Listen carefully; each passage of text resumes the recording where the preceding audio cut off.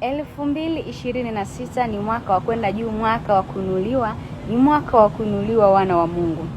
Lakini ningetaka kujua kwamba katika kuinuliwa kwetu kuna space ambayo iko hapa katikati, kutoka chini kwenda juu. Na hapa katikati kuna vitu vingi ambavyo ni stairs.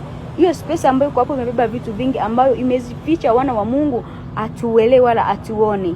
Sisi tunaangalia tu kuna ushindi, tunaangalia tu tunaenda kuwekwa juu, lakini tuangalia hapa katikati kumebeba nini. Hapa katikati kumebeba majonzi, kumebeba michongoma, kunabeba jaribu ambao shetani hataki wana wa Mungu wakiinuliwa. Ujue hivyo shetani pia anapigana ili kwamba apate kuzima ahadi ya Mungu, lakini kuambia kwamba hawezi kwa kufanya vitu hivi. Nikukumbushe kwamba Esta alipofika mbele ya mfalme alijiandaa kwa kufunga na kuomba kwanza pamoja na Wayahudi. Na alipofika hapo haikuwa rahisi kupata kibali mbele ya mfalme pasipokuwa na ridhaa yake, lakini alijiandaa kwa imani alipoingia. Na Mungu alikuwa pamoja naye, na alikuwa analijua neno ya kwamba ana Mungu ambaye ni muweza wa yote na atamsaidia. Okay, na wewe umejiandaa vipi kwa kupita hii space kufika hapa juu?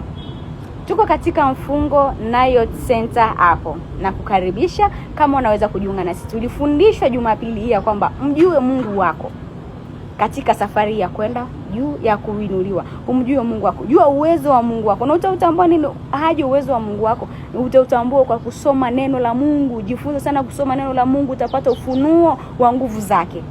So tumefundishwa mjue sana Mungu wako. Na ukimjua Mungu wako, hata utakapokutana na michongomo, utakapokutana na majaribu, utayashinda kwa sababu unajua kwamba Mungu ni muweza wa yote na Mungu ni mkubwa kuliko yale ambayo utaenda kukutana nayo huko. Ni kuahidi ya kwamba wala usiogope. Shetani ana nafasi. Tukiwa tuna neno tunamshinda.